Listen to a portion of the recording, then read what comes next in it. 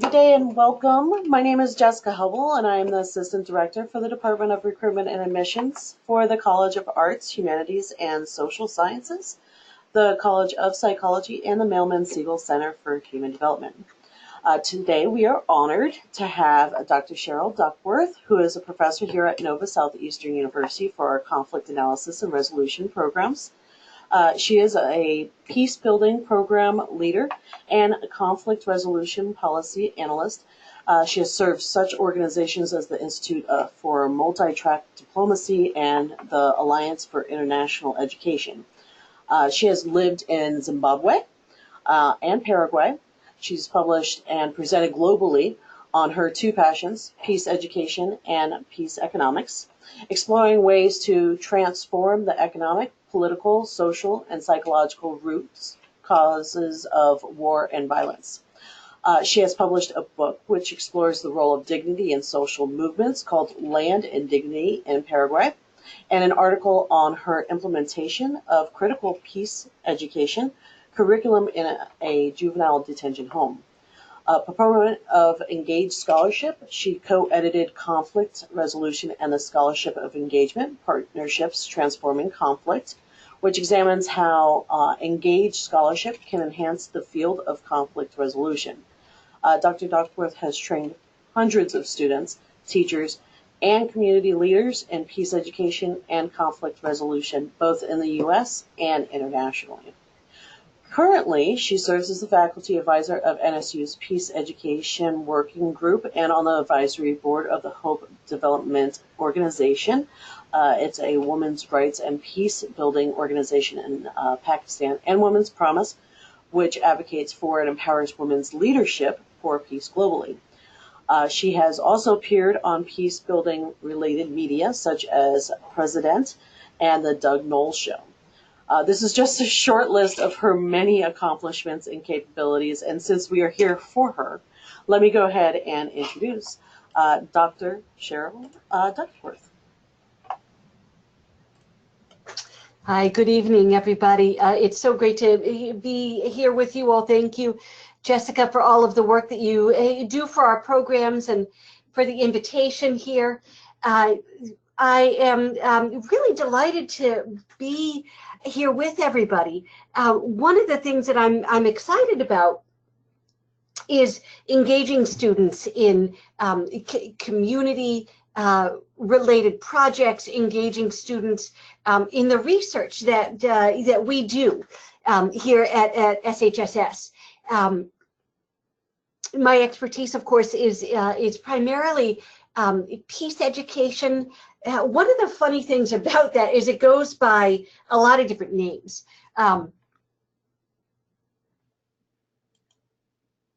So let's see, let's make sure. Hey, Jessica, am I showing up correctly on your end there? I'm hoping that everybody sees. I am seeing your screen with your desktop. Okay, no, desktop.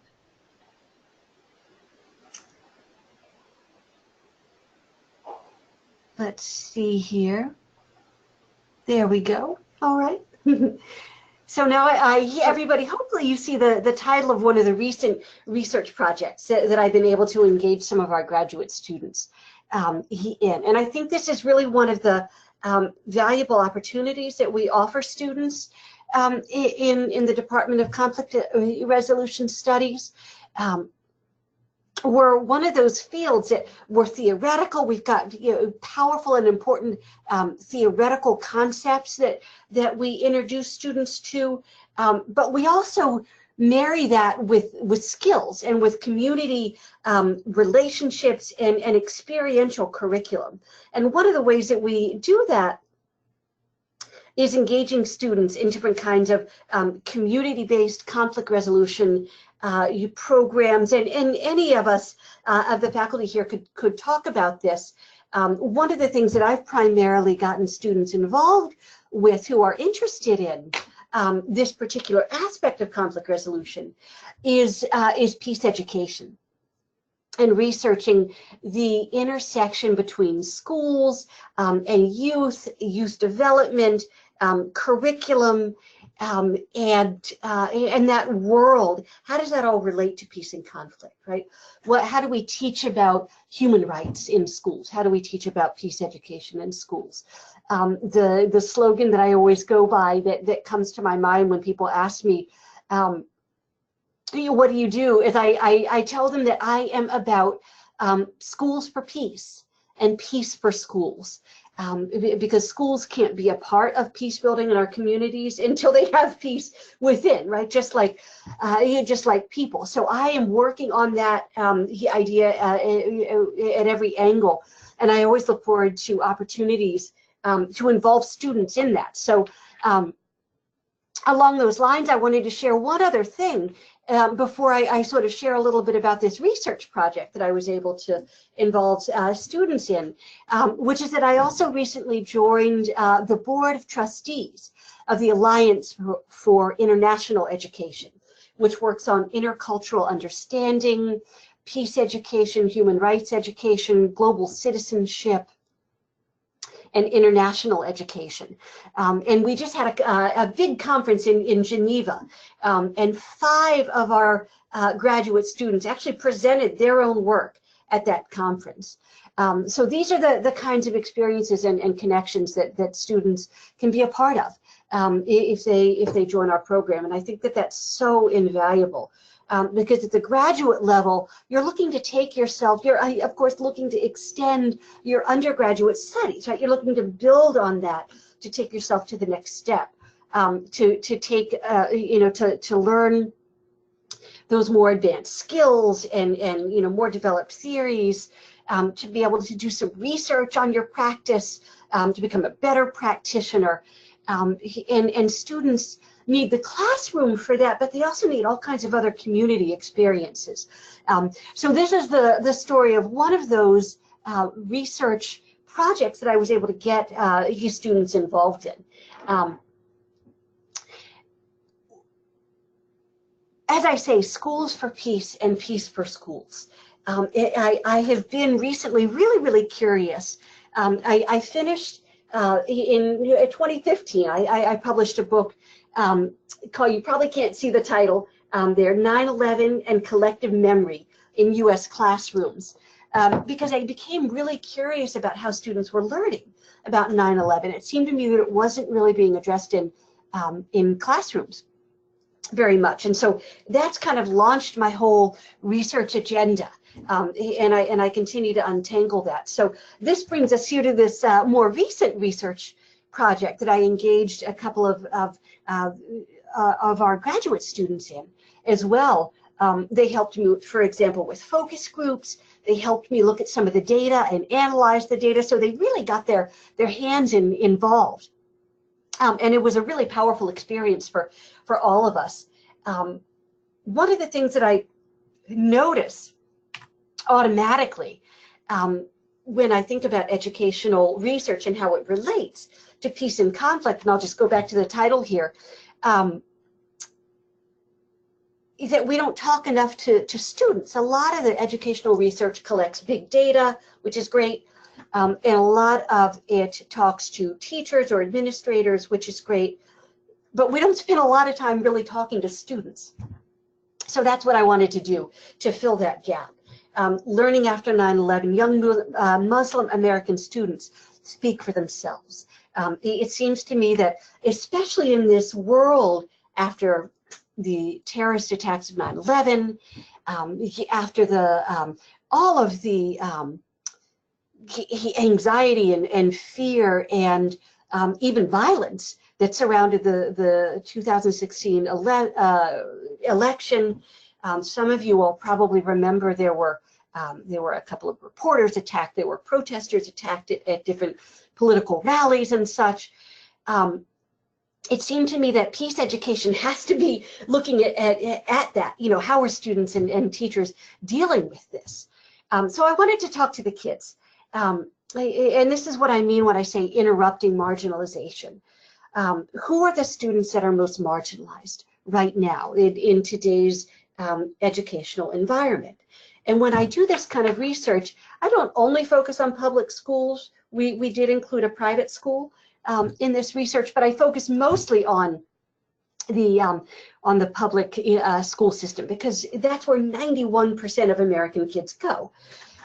So there's a gap that continues to exist between theory and practice, right? When it comes to inclusion and respect for the civil rights of marginalized students, right?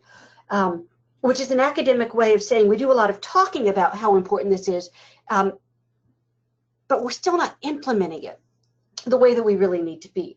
So why not, right? Broadly speaking, as part of my broad research agenda, I wanted to know why that is, like what's in the way of actually closing that gap so that Muslim students, female students, minority students, whether they're a racial minority or an ethnic minority, whatever it might be, a religious minority,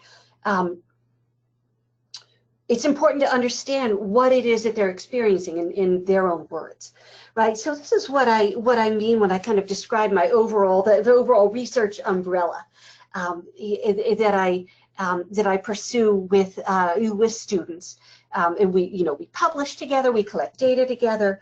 I want to understand the impact of what I call securitized schooling on minority youth.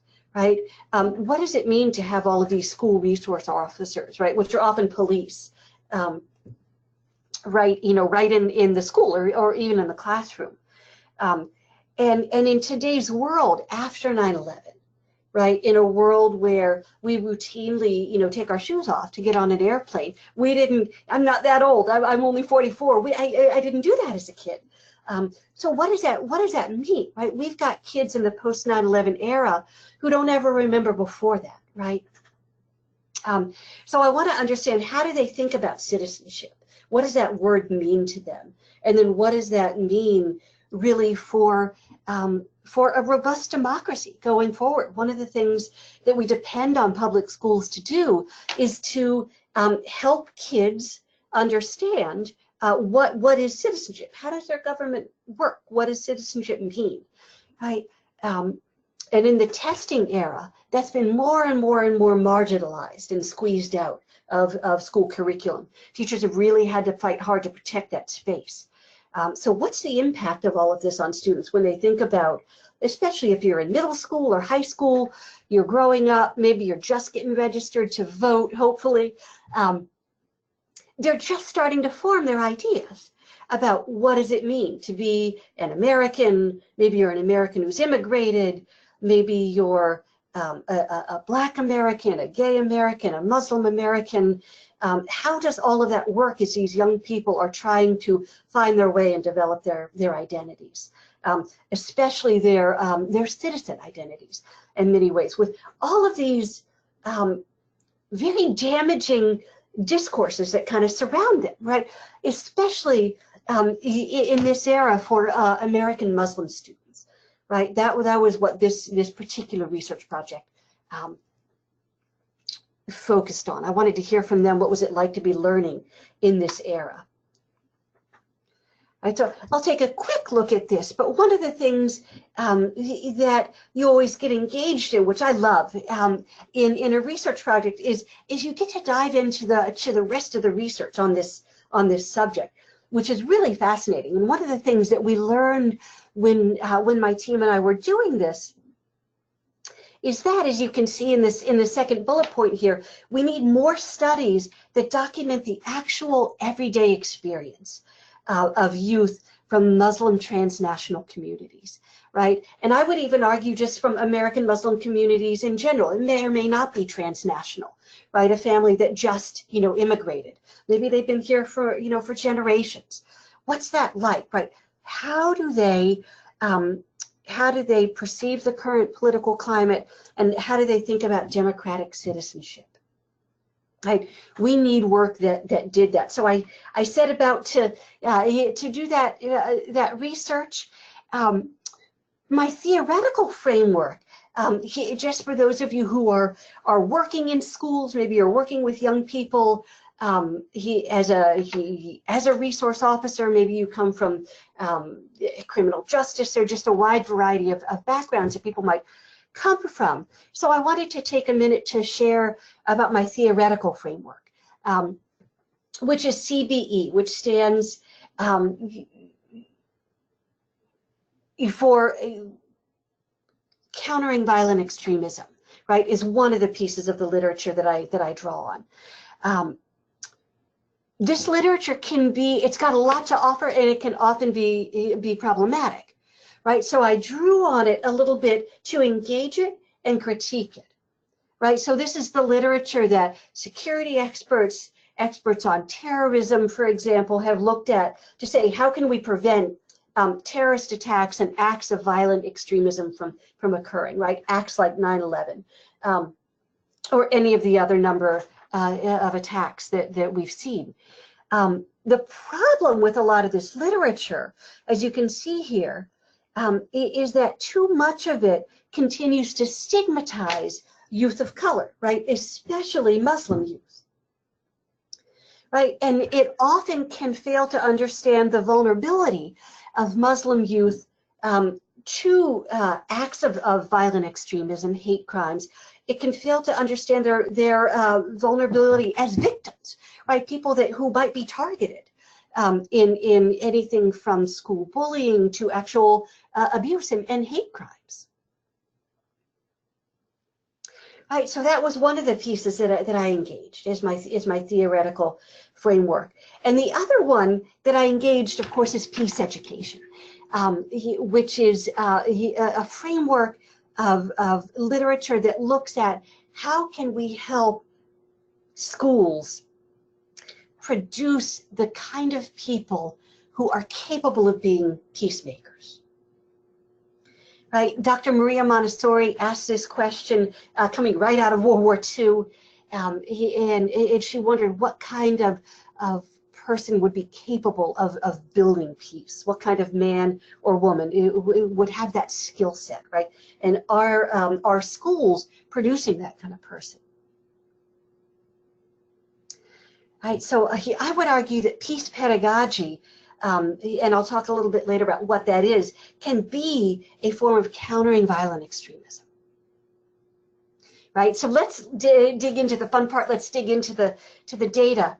How did I collect this data? First of all, and this is what a couple of graduate students and I did. It was a lot of fun because the young people, and they were high school aged.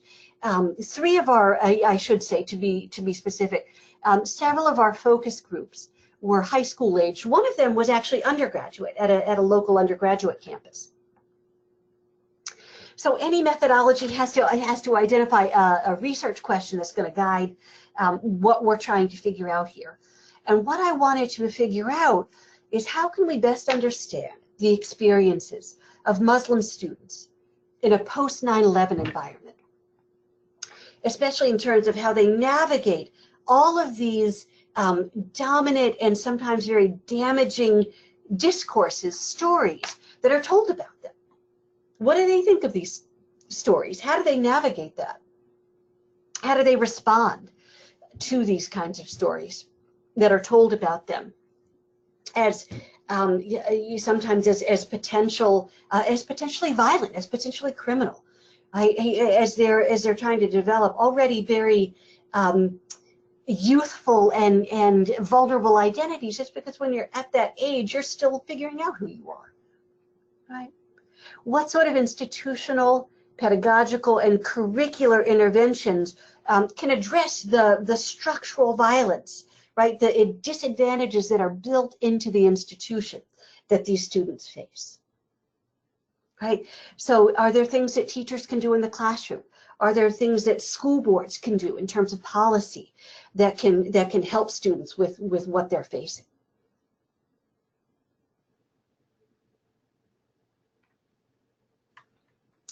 So to collect data, as I just said, my graduate students and I hosted 4 focus groups with high school age students at a Florida public high school. As you can see here, high school seniors actually at a local private Islamic school, high school seniors at a different Florida public high school, and undergraduates.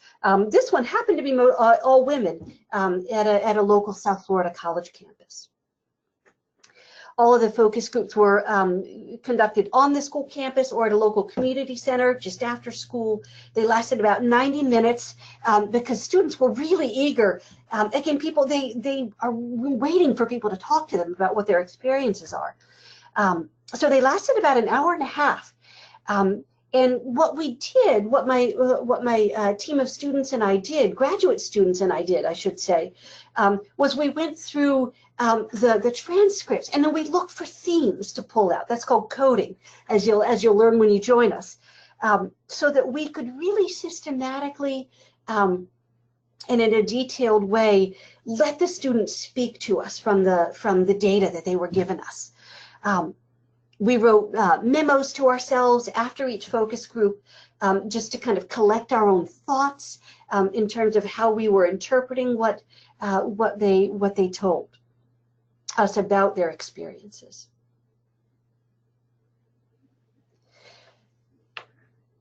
What we did next was then look at those themes, right? What are these students telling us about their experiences, and what is it that they want us to know? This was the next step on our journey. And I wanted to share a little bit about that because I had some very, very powerful stories here. You can see they shared some narratives of abuse and discrimination, right? So for example, many of you all may recall the massacre at Marjory Stoneman Douglas. This is always a little hard for me to talk about. This is a school that's about 15 minutes away from Nova Southeastern University's campus. And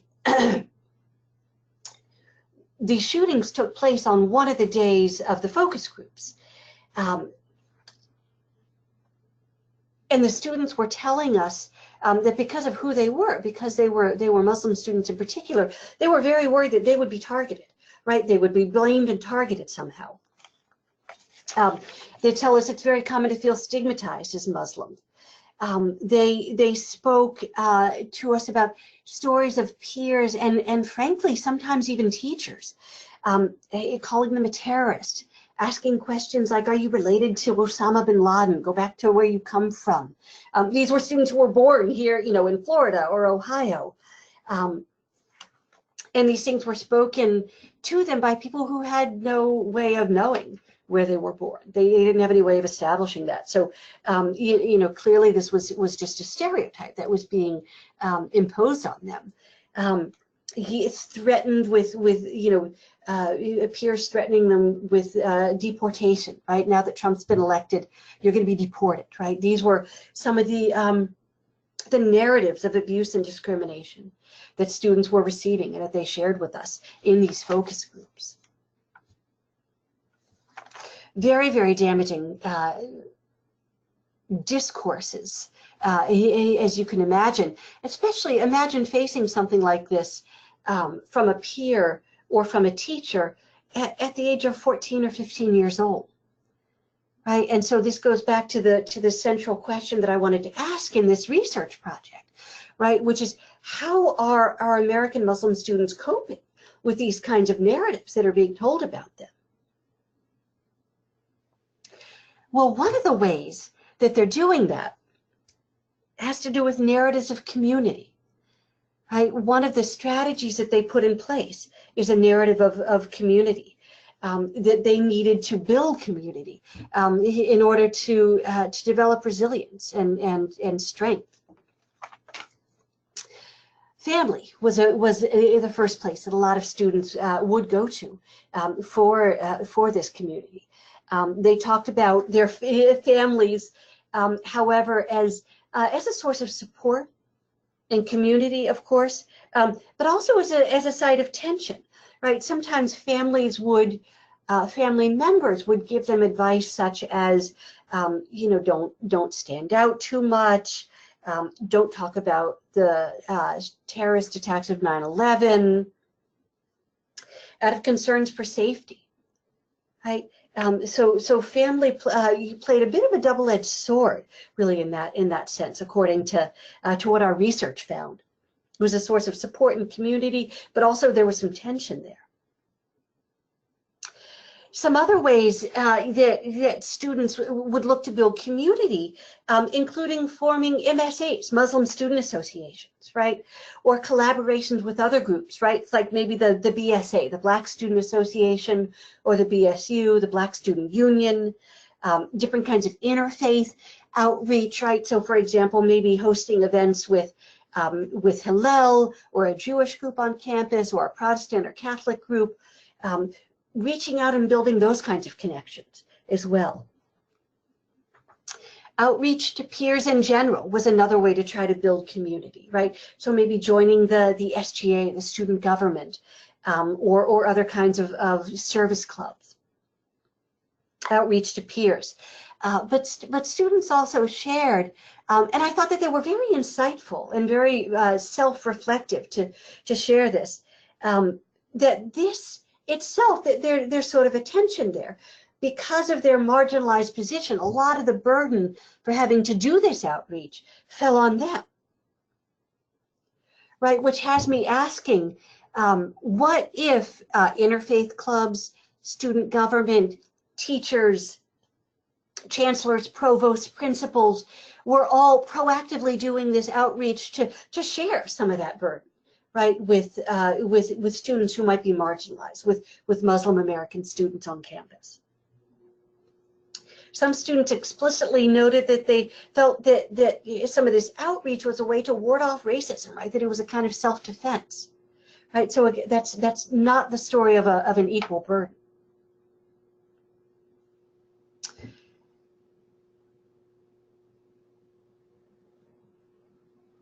They talked a lot about the role of the media as well, right?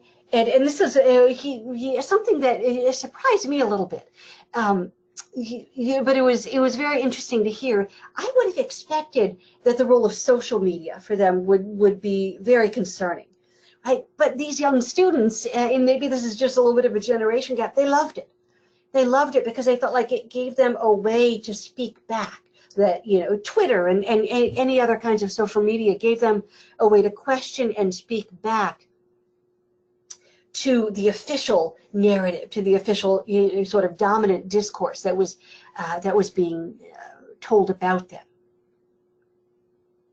And this included even up to speaking back directly to narratives and coming out of the White House.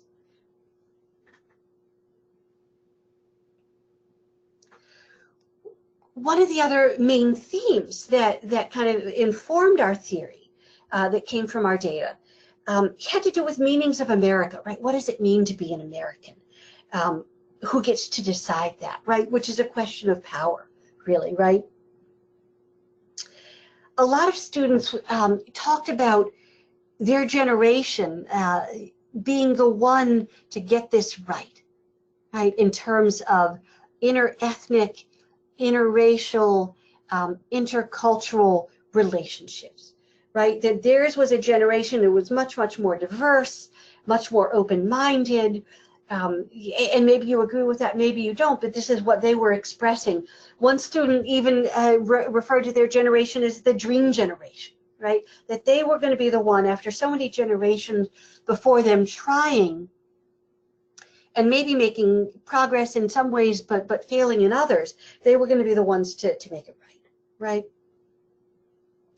As perhaps an assertion and insistence on belonging, a claim to full and equal citizenship, consistent with the American creed, students in each of my 4 focus groups repeatedly expressed the idea that their generation is uniquely positioned to be the first generation to truly make progress, right?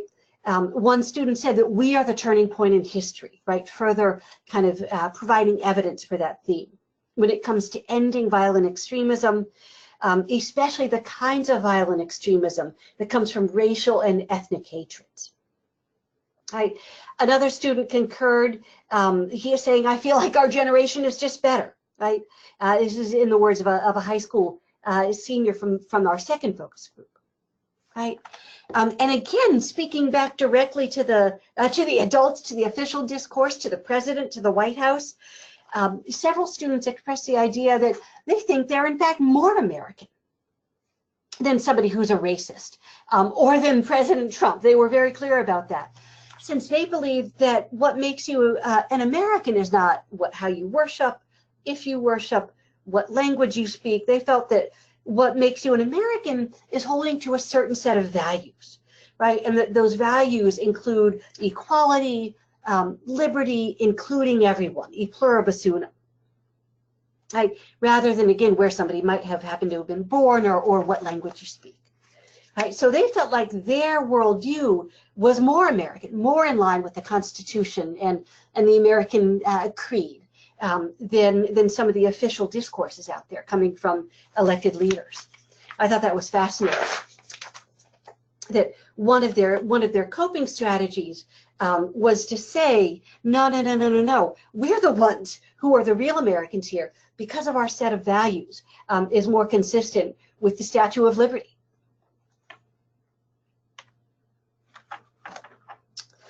So one of the things that you do when you're putting together a research project is you develop your themes into a theory, right, that tries to answer the question that you started out with, right?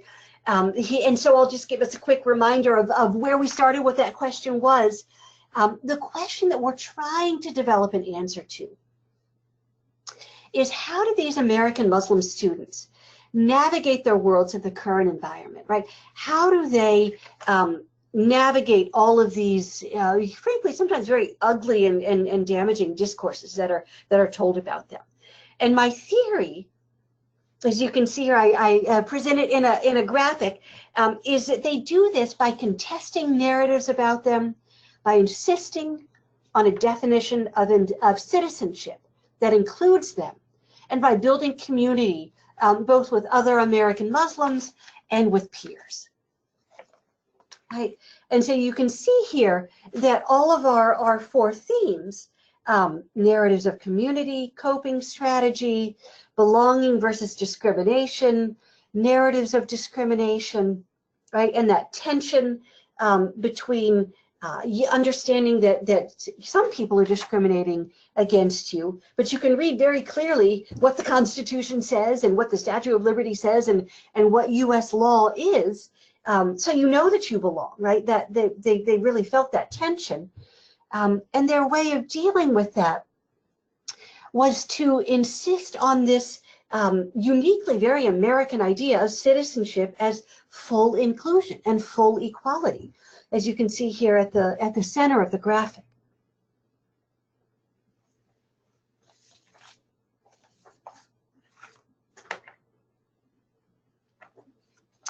So I mentioned at the very beginning of the presentation that I'm very interested in what schools can do to be peace builders. Schools, teachers, students in their communities. What can they do about hate crimes? What can they do about violent extremism? And I think that this is an important question to answer because schools are impacted by it, right? And so if we're going to ask schools to play this role in a community, we need to equip them for that, right? And people have been asking this question really for almost 80 years now. So I'll share a few concluding thoughts about schools and countering violent extremism. And to do that, I want to begin by sharing this quote here, again, by Dr. Maria Montessori, who, again, is the mother of peace education. You probably have a Montessori school. Maybe you went to a Montessori school in your own neighborhood. She is mostly known for what's known as child-led learning, right? Discovery learning, where students are exposed to just a really diverse, rich environment. And then the curiosity essentially leads their learning, very experiential, very hands-on. But she also had a lot to say about global peace and security, right? And you can see that here in this quote. She was thinking, again, in terms of all of the devastation that occurred after World War II. And she wanted to know how we can help schools develop the kinds of people who are less likely to engage in violent conflict and more likely to be able to build peace. right? And she says we cannot keep a society that is threatening to fall to pieces intact with men whose only training is in a trade that will earn them a living. So in other words, if schools are going to play this role in society, right, of not just creating workers, but creating citizens, right, and citizens who are capable of building inclusive and peaceful communities, then they need to be about a lot more than just training people for a job. That's obviously important, but it's only one half of the job. Right? And in a world that is so chaotic, so racked right now by the kinds of divisions and violence that we're all experiencing, right? Whether it's everyday gun violence or extremist attacks or bullying and hate crimes in school, the impact is felt by these students every day in their worlds. So this is something schools have to be about. Right, so building on the perspective of these American Muslim students and what they shared, how can we begin to build schools then, I would ask, that can address what they're experiencing, that can address the kinds of similar challenges that other groups of students are experiencing, right? Maybe it's gay students, maybe it's students who are immigrants, whatever the case may be.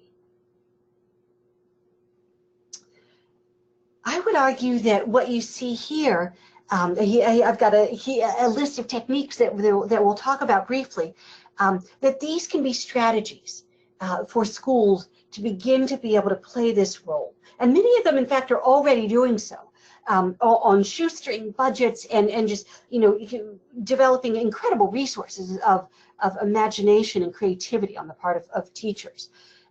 Inquiry-based learning is one of those methods. Inquiry-based learning starts with a compelling question that students ask, right? So the question might be, why does our community experience such high levels of gun violence, right? Why does our community experience high levels of poverty? Whatever the question might be, right? Whatever is locally relevant to that community. And then the curriculum gets built around that question. Right, so maybe students are exploring that question of poverty, right, in their community. That's math, that's science, that's research skills, it's literature, it's poetry, it's communication skills, right? It's all of the skills that we would hope that they engage, and it's directed right at a question that they are already asking and already engaged by because it's so relevant to them. Inquiry-based learning that is grounded in community and interdisciplinary. Right, as I just noted, you can see how problems, the problems that communities face, the problems that we all face in life themselves are interdisciplinary.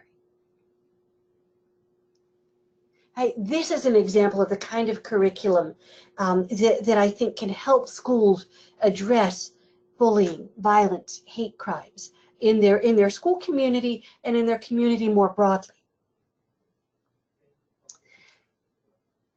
Curriculum that is humanistic and arts-based, I think, can be another strategy here. Arts-based curriculum, and it's getting squeezed and squeezed and squeezed out more. In fact, the humanities, right, literature, poetry is being squeezed out more and more, unfortunately, from some of our schools. And I would argue that we need to protect that space, right, because it's a space where students can ask the important questions about life. They can empathize with the stories of others. They can express themselves emotionally. And students that have space in the school environment to do this are students that develop those conflict resolution skills, right, such as listening, empathy, collaboration, compromise. Especially students who may be dealing with a lot of trauma in their lives. right, from whatever environments they might come from, right? If they bring that trauma into the classroom with them, arts-based and humanistic curriculum can give them a way to connect their lives and process their own lives within the context of school curriculum. I think another idea that is really key here is, and this affects especially history class, but also the overall school environment, is multifaceted views of history. Right, history needs to be taught from more than one point of view. Right, if we're going to have pedagogy and curriculum that can help schools develop students who can be peacemakers and teachers who can be peacemakers. Right? One-sided views of conflict are only likely to fuel conflict.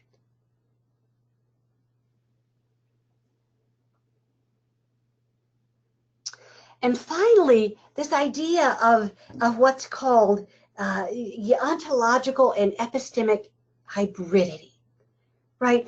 Which is just another way of saying allowing into the classroom a variety of different worldviews. Students are going to come from all kinds of backgrounds, sometimes very, very different cultural backgrounds. And with that comes different values, different approaches to learning, different senses of history, different sense of what different historical events might mean. Right? And so allowing for and modeling that hybridity, right? And helping teachers and students to be comfortable just with the idea of multiple truths, right? And that the fact that there's more than one way to look at a particular conflict, a particular historical event. That hybridity is so key, I think, especially to countering acts of violent extremism that might impact students. Because narratives of violent extremists only accept one truth. They only accept one truth. And that's why hybridity is such a powerful way to kind of address and transform that.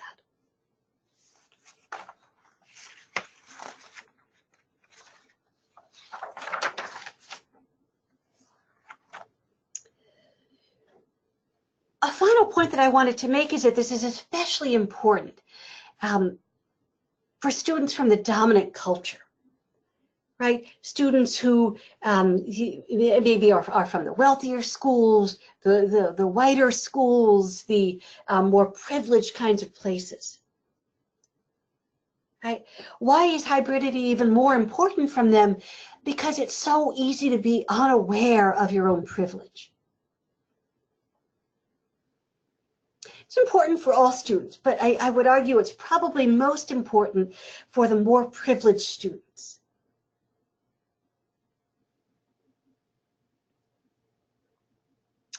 If a culture of peace and democracy is being willing to defend someone else's right to be wrong, a culture of extremism insists on everybody being the same. It insists on purity.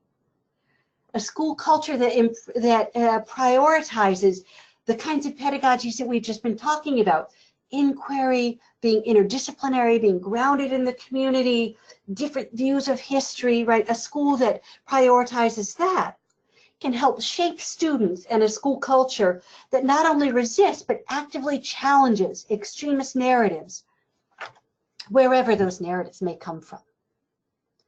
So thank you all very much for listening. I hope I've intrigued you about young people's perspectives, about what peace education is.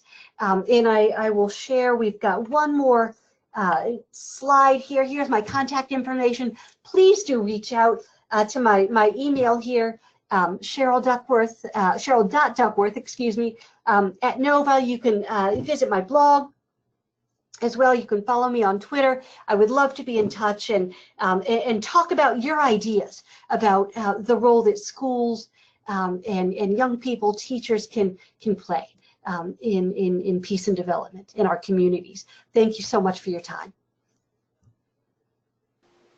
Wow, that was That was amazing, Dr. Duckworth. I actually have quite a few questions for you. Um, Honestly, first, I kind of want to share one of those, one of the best commercials I've ever seen, which you've probably seen, where they take 100 people and they put them in this like auditorium, and Mm-hmm. they don't seem to have any familiarity with one another whatsoever, and then these facilitators just take them and say, "Oh, meet this person. She actually helped give birth to you," you know, and they kind of broke it down. I don't And think I've said, seen that one. "Oh, it's a wonderful," and it just shows how we really do have so many similarities. Um, Mm.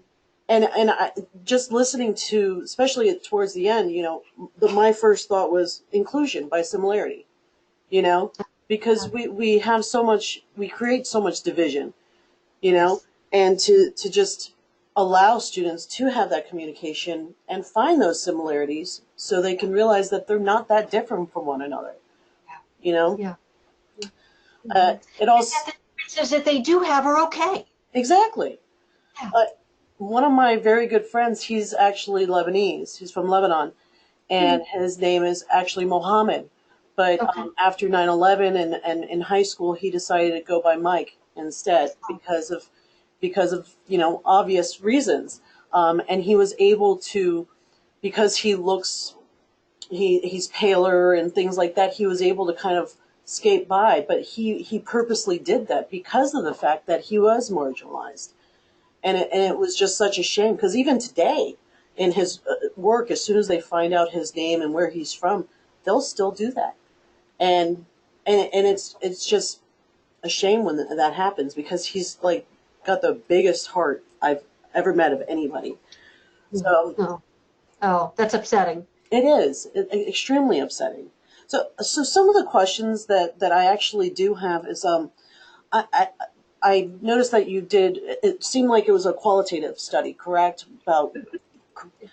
I'm wondering if there is, if it would help if we did more of like a longitudinal study. If it would be beneficial to help define and perhaps assist in this marginalized population. Yeah, I think it would be terrific. I think it would be terrific. Um, Longitudinal studies, they're really lacking in education. There are a lot of them out there, but they tend to have to do with um, a grading, testing, what are the impacts of this or that, educational approach. Are we closing different kinds of achievement gaps, as the phrase is? There's not really a lot, at least that I've seen, when it comes to certainly not peace education, or even when it comes to teaching what we call socio-emotional kinds of skills, right? Listening and empathy and problem solving, those kinds of skills. Um, Students can be hard to track. You have it would take quite an investment of time and resources, um, and so as necessary as it is, it's going to be very, very difficult to achieve, especially in the current climate right now. Unfortunately, especially here in Florida, Yeah. where these kinds of things are just not. Everything is about security. Um, Meaning, let's hire more officers and put in more metal detectors, um, and the kind of time for this just really is not prioritized. It'd probably be easier to find the money than the time. Unfortunately, the whatever socio-emotional learning happens, either happens because some really experienced veteran teacher just kind of makes it happen in her classroom, or it's extracurricular. So, I think that those kind of studies would be incredibly beneficial.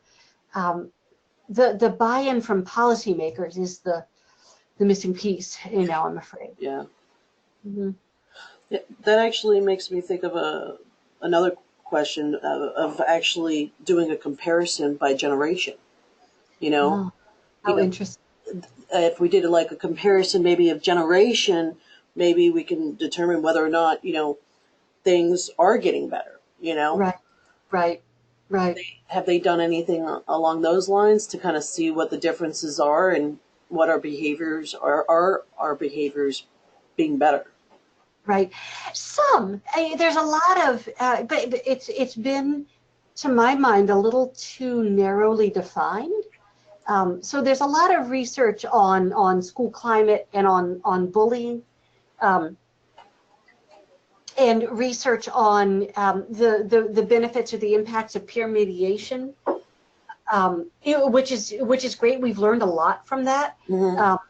In terms of sort of bullying intervention programs and training students to be peer counselors and things like that. There's a lot that those kinds of programs can do, and it's a shame that in an era of budget austerity, especially in states, we just really don't see enough of it. But there hasn't. I would argue that that's a different thing from.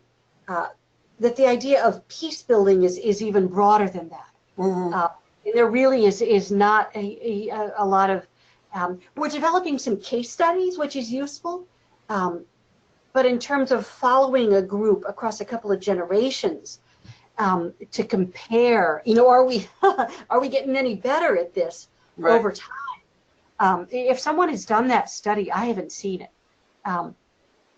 It almost suggests the need for a kind of meta-analysis, right? Somebody to really sit down with the literature and go through because a lot of times the terminology changes too. Yeah. So yeah, great question. Yeah, we actually see quite a few students. I mean, a lot of our students that we get, that are interested in these programs happen to be from other countries. I've noticed that trend. And then, of course, we have some of our own. Some of my coworkers are in the programs as well. So, I mean, it's such an interesting topic for all walks of life. That actually kind of brings me, I mean, what got you interested in these particular populations? I mean, normally we decide on research that hits us personally. Is this the case for you? Right. Yes, in a lot of ways. I worked. Yeah, I'm interested in the role that schools can play in general, Mm-hmm. in peace and conflict, and in their role in the dynamics of peace and conflict. Because there's unfortunately research that shows that that schools can actually teach war just as well as it can teach peace. And so I got really interested in this in the time of my Peace Corps service. I taught for several years in a juvenile detention home as well, and so I learned a lot about structural violence and the way that those structures can operate.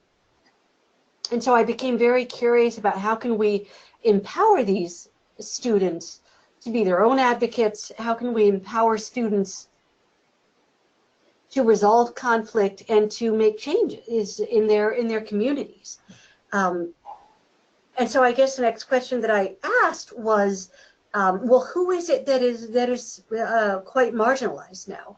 And it seemed to me absolutely that, I mean, I think you could do another study for looking at immigrant students. There's a lot of research out there on that. So I guess I kind of let that lead me, like why, who is it that's marginalized? And then how can we research? I always like to say research can be an intervention, right? Who's marginalized, and then how can we center their voices so that they can speak for themselves? There's so many questions that pop up, That's what I love about these fields is that it's never changing, and we're always finding out more information on how to be better human beings, Yeah. There was a slide in your presentation, and I don't know if I was a little bit confused, but it seemed like it was stating that some individuals had this belief that if they are a citizen, that they would no longer be marginalized. Am I misunderstanding that? Interesting. No, not exactly. Not exactly. They and many of these students, from a legal standpoint, were citizens, right? But what they were doing is sort of claiming the full rights of citizenship, right? So I am just as American as you are. The Constitution applies to me just as much as you, whether or not you were born here, whatever language I speak, whatever name I call God. My citizenship is equal to your citizenship, right? And that has to mean full inclusion. Access to resources and inclusion of my voice and my values and the contributions that I can make. That hit me so hard. I thought that was really interesting that just that factor alone would give that impression, and Right. and Right. it's a sad thing because as a natural born, American, I wish it was like that, that it was just so automatic, because I mean, being from South Florida, born and raised, I mean, this is a melting pot of culture, Oh, yeah. so I've been around everything. So it seemed very odd to me that there would be discrimination in a lot of different areas within the states, Right. and I didn't really understand or grasp that until I moved to Arkansas and I saw the division, Mm. and it was just really interesting to see it play out. I actually have an adopted brother who's actually mixed, and Oh, I was actually at one moment when I was moving there kind of worried about bringing him there, because I didn't know what that reaction would be. So it's really interesting when your eyes kind of get wide opened, by other individuals and research that you're doing. This definitely opens people's eyes to what's going on. yeah. So Yeah. I really appreciate that. The only other thing that I do want to ask is, how are these individuals capable of being so positive and hopeful? Like it was amazing to, like, they say that they're their dream generation. I thought that was so beautiful. They really want to be that change. They do. They do. They're excited about it.